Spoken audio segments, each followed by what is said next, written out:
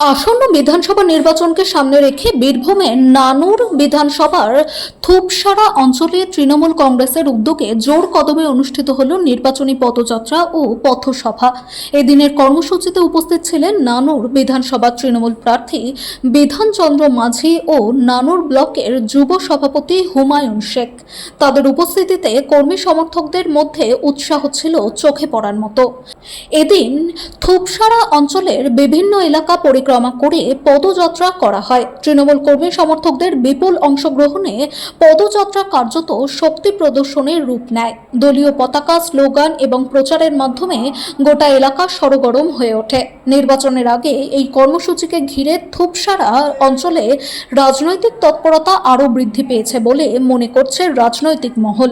তৃণমূলের এই পদযাত্রা ও পথসভা ঘিরে এলাকায় ব্যাপক সাড়া পড়েছে। আমরা জানি, আমরা তৃণমূল কংগ্রেস করি, আমরা 365 দিন মানুষের সঙ্গে থাকি।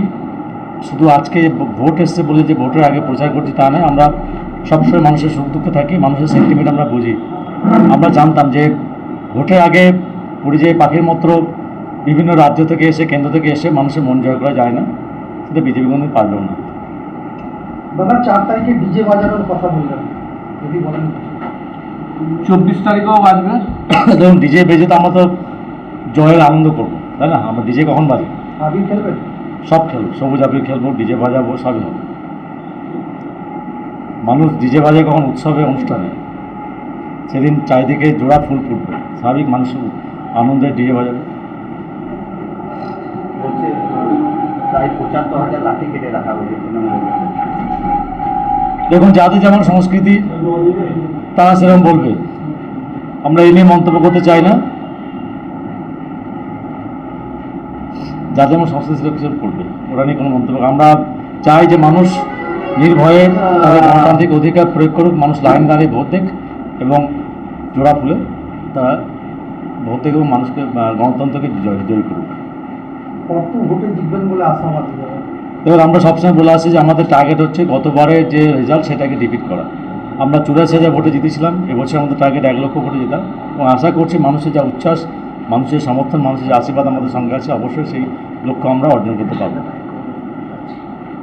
নানুরে কাটা আছে, নানুরে 75,000 যদি লাঠি কাটে, কাটলো কে? কোন জায়গায় কাটলো? ওরা লাঠির মর্ম জানে না। ওরা যেরকম কুকুর হয় সেরকম মুগুর দিতে হয়, এটা আমরা জানি। যেরকম মুগুর লাগবে সেরকম মুগুর আমরা ঠিক দিয়ে দেবো। যতটা ডোজ দরকার সে ডোজ প্রয়োজন অনুপাতে সময় এলে দিয়ে দেবো।